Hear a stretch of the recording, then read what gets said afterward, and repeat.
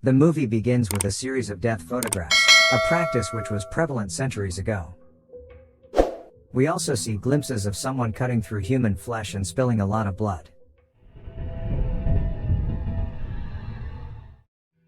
The scene then cuts to the present day, where a woman named Sarah Campbell is being interviewed. The interviewer asks Sarah why all this happened, and she begins recounting her story. We are then taken to the past, to June 19, 1987. Sarah and her terminally ill son, Matt, are heading home in their car after a routine checkup at the hospital. She keeps praying to God that his cancer treatment will work. Sadly, Matt is so fragile that he has to stop multiple times throughout the long journey to vomit. When they reach home, Sarah informs her husband Peter about Matt's vomiting episodes, expressing that she is tired of making him suffer. Turns out the drive to the hospital from their home is taking 8 hours when Matt is continuously vomiting, and she suggests that they move closer to the city. Peter is a bit skeptical about it, as they are struggling on finances lately. He fears that they cannot afford the rent in Connecticut, but upon seeing his sick son and tired wife, he eventually agrees. During the next trip to the hospital, the doctor informs Sarah that the treatment is going to be very grueling, but Matt is perfectly eligible for the treatment, so it is the best chance they have. As the son is undergoing treatment, Sarah goes on a house hunt. She checks numerous places, but they are either too expensive or not good enough. Later, she comes across a large house, where the owner is hammering in the rental sign, so she asks about the price, and the frustrated man offers her the first month free if she moves in immediately. He shows her around the large house, and Sarah absolutely loves the place, but she's also intrigued at why the rent is so cheap, and the man reveals that the house has a bit of a history. Sarah then informs her husband that she found a very nice house, but turned it down because it didn't feel right. When Matt's treatment is over, the mother-son duo heads home. But the poor boy is left in so much pain that he can barely sit straight. Seeing his condition, Sarah turns around and heads straight to the house for rent. She has decided to rent it, as she can no longer see Matt suffer the lengthy driving journeys. Later, Matt tries to watch the television, but he quickly gets bored and turns it off, and we see a shadowy figure in the distance. At midnight, Matt suddenly wakes up from his sleep. He hears strange noises coming from upstairs, but he dismisses it as his imagination. He then goes to the bathroom and washes his face to freshen up. But even then, the noise persists. This finally piques his curiosity and he decides to investigate. Matt slowly heads to the basement, where he finds a creepy-looking glass door. And as he looks into it, Matt wakes up on his bed, dismissing it as a nightmare. The mother brings her son into the kitchen, where she tells him he may choose his room before the rest of the family arrives. As she is preparing the rooms, she finds several death photographs hidden in the old furniture of the house. This creeps her out, so she promptly discards them into the trash. Meanwhile, Matt looks around the large house, and eventually chooses the basement as his room. He explains that the place has an attached bathroom, so no one can hear him puke down here. There is also a glass door in the basement that leads to another room, but currently it's locked. Soon after, Peter arrives with the rest of the family. It includes Matt's younger brother, Billy, and cousins Wendy and Mary. Wendy is shown to a room with a massive closet. And as they open the closet door, that evening, Matt is in his basement, trying to figure out what is there on the other side of the glass door. His mom is cleaning the room with a wet mop, but Matt suddenly sees blood on the floor. But when he checks again, he realizes that it's just water. Later on, Matt takes the plates out from the shelf and puts them on the table. But when he grabs the spoons, the plates are not there anymore and are now back on the shelf.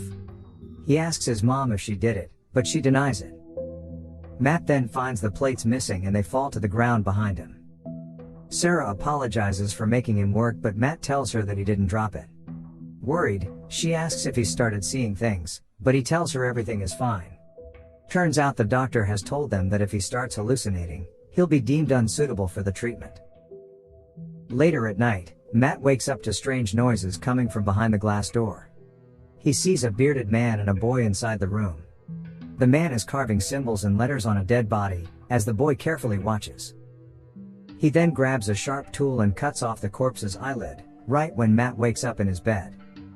Puzzled by the strange occurrences, he gets up and walks to the mysterious door. He tries to hold the doorknob, but his hand suddenly starts burning, and the burn leaves a massive scar on his palm. Matt hides the fact that he's having auditory and visual hallucinations, so he is approved for stage 2 of the treatment. After returning from the hospital, Sarah escorts Matt up to the door and goes back to retrieve the keys. Here the boy's hand then slides into the decomposing skin inside the wall. But the wall returns to its original state once he calls his mother. That night, Matt wakes up to the sound of the mysterious door opening. He gets up and slowly walks into the room. The next morning, Matt's brother Billy comes to the basement looking for him. He then finds him inside the inaccessible room, and Matt places his brother on a surgical table, and playfully rotates him. But while he does so, he suddenly gets visions of an empty coffin filled with sandbags. He rotates the table at a rapid pace, but fortunately, Matt snaps out of it and stops the table. Soon, Dad also arrives at the room, and gets shocked to see all the surgical equipment lying around. This makes him realize that the house was a funeral home, hence why its rent is so cheap. Later, Peter calls his wife out for hiding such a big secret, but she reasons that she had no other choice at that time. Plus, the place is perfectly well, so there's nothing to worry about. At the dinner table, Peter tells his family that although this house was used for funerals in the past, it is just a normal house now. He then asks everyone to hold hands so that they can pray, and strangely, Matt begins experiencing visions. He sees a boy named Jonah, with a bearded man, and a couple of other people. They are currently sitting across a table, holding hands. Jonah is convulsing vigorously throughout the ordeal, and it seems they are performing some sort of ritual. As all of this is happening, Matt seems visibly stressed. His family is worried about his condition, but Sarah explains that it's due to his treatment. The following day at the hospital, Matt meets a fellow patient, Nicholas, who turns out to be a reverend. Matt talks about the visions, but Nicholas tells him to keep it a secret, because if the hospital staff find out, they will remove him from the treatment. He also hands Matt his number, saying he can call him anytime if he wants to talk. In the next scene, the younger cousin Mary is playing with her dolls, and the withered hands with symbols cut into them can be seen behind her. Later, while playing hide and seek with his siblings, Matt starts to have visions. He sees the boy Jonah being scolded and forcefully pulled into the mortuary room by the bearded man. Matt follows them into the room filled with corpses, and the door behind him suddenly gets locked. He is frozen with fear when he sees the room is no longer empty. Then, one of the bodies is moving, and several dead bodies with carvings appear and surround him. Fortunately, the family arrives just in time, and the mysterious figures also disappear, making them believe that Matt is hallucinating again. Later, Matt meets Reverend Nicholas and asks him about his visions. The latter gives him a short speech about the afterlife and encourages him to find out what the spirit wants. In the evening, as Matt tries to do some sit-ups,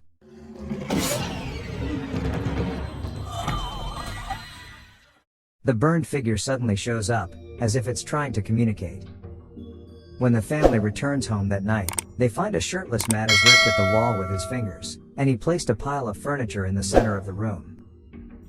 The mother and husband take their son to the doctor, who says his odd behavior is unrelated to his illness or treatment. As a result, this strange behavior of his shocks everyone, and they finally begin to crack under the stress. One day, while the parents are away, the kids ask to play hide and seek with Wendy.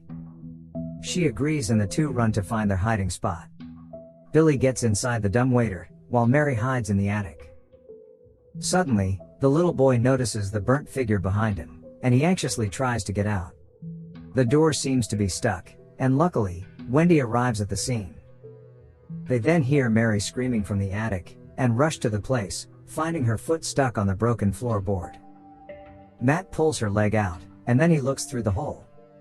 He finds photographs, and strange items hidden beneath the floorboard. In the next scene, the teenagers begin to inspect these items. Matt finds a box containing some weird things, but he doesn't know what they are. He then looks at the pictures, and gets taken aback to find the boy from his visions. In one of the photos, Jonah is emitting strange matter from his mouth. Matt subsequently reveals to Wendy that he has seen the boy before.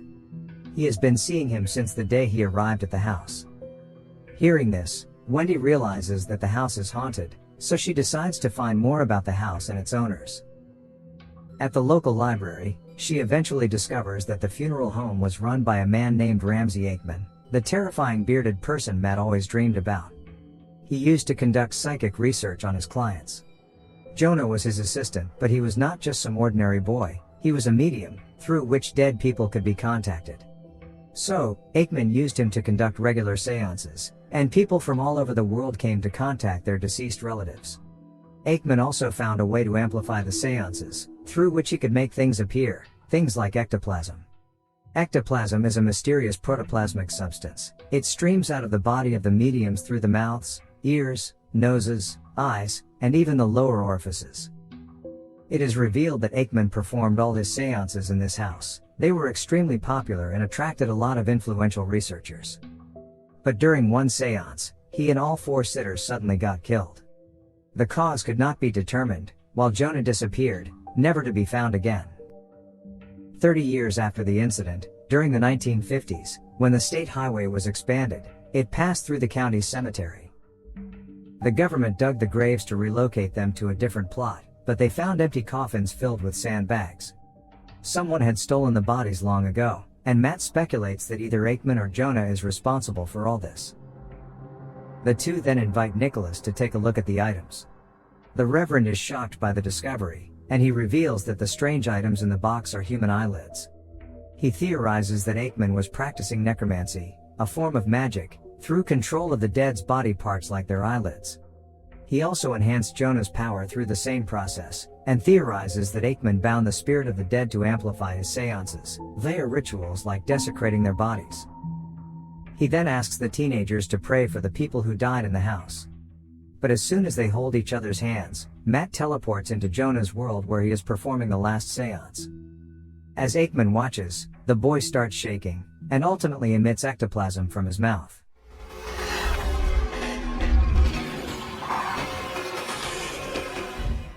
Suddenly, the ectoplasm seems to catch fire, burning everything. Sarah arrives at the exact same time and gets alarmed to find a stranger holding her son. Nicholas makes an effort to inform the mother about ghosts in the home, but she kicks him out of the house, and he manages to give her his card. That night, strange things start happening around the house. Wendy's room is flooded with bats, and she encounters the burnt figure, while Sarah sees a dead body with letters carved on him. Some time later, all the power outlets and equipment around the house suddenly generate sparks. The spirits of the dead also whisper in an eerie manner, sending the family into a state of panic.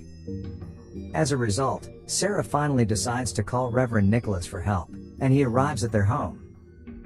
Without wasting any time, he uses a holy magnet to find the remains of Jonah. Nicholas then ventures into the mortuary in the basement, and figures out that Jonah was trapped inside a furnace. As he reaches for his remains, the whole house wakes up. The doors and windows start to bang, and bats begin flying here and there. The spirit of Jonah also approaches Matt, who is crouching on bed with Mom, while Nicholas gets access to the furnace from the rear of the house. He pulls out the boy's remains, and collects them in a cloth. The Reverend struggles to walk as Jonah's spirit is resisting, but he eventually drags himself out of the house, which causes Jonah to disappear. Nicholas then leaves with the ashes, while Matt sees Jonah's spirit outside the basement window before he sleeps. That night, the family breathes a sigh of relief, as they think the danger has subsided. But down in the basement, Matt awakens to a horrific sight. Aikman's symbols have been carved across his body. The mom rushes down to see the horrific sight, and she rushes the poor son to the hospital right away. Elsewhere, as Nicholas drives back home, he sees Jonah on his back seat and freaks out. He almost crashes into another vehicle, but somehow manages to swerve. At this point, both Nicholas and Matt start to have simultaneous visions. They see Jonah in the seance where he is emitting ectoplasm, and after a flash of bright light, everyone is burned except him. He gets up, and hears a barely alive Aikman warns him to get out of the house. Aikman is concerned that the demonic presence will get him next. Unfortunately, the spirits close all the doors and windows, trapping him inside. Jonah enters a chamber through the dumbwaiter, desperately seeking an escape. but he doesn't realize that he has actually entered the furnace, and the evil spirits lock the gate and cremate him alive. As soon as the vision ends, Reverend Nicholas realizes that he made a big mistake. He calls the house to warn them that Jonah was not an evil spirit, but his call goes into voicemail. Nicholas says the souls who Aikman tormented by desecrating their bodies are still entrapped in the house, and are trying to harm the family. He also reveals that Jonah was actually trying to protect the family and free the tormented souls.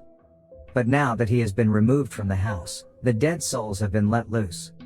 Nicholas then warns them to flee the house immediately.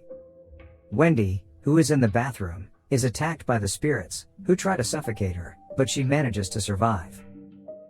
At the hospital, a doctor reveals that Matt's cancer treatments have had no effect. He may actually die tonight, and it's only a miracle that he's still alive. Shattered, the parents go to meet their son, but learn that he has escaped from the hospital. At home, strong winds start blowing, and when Wendy goes out to retrieve the clothes, she notices Matt coming towards the house. He is carrying an axe, with a possessed look on his face. This sends Wendy panicking and she immediately closes the door, but Matt manages to break in using his weapon. He catches up to her in the front room, and he immediately strikes the wall, revealing a carved corpse hidden behind it. He then drags the kids and Wendy out of the house, and locks all the doors, and then barricades it with furniture. He continues to strike the walls with his axe, revealing more dusty corpses hidden by Aikman.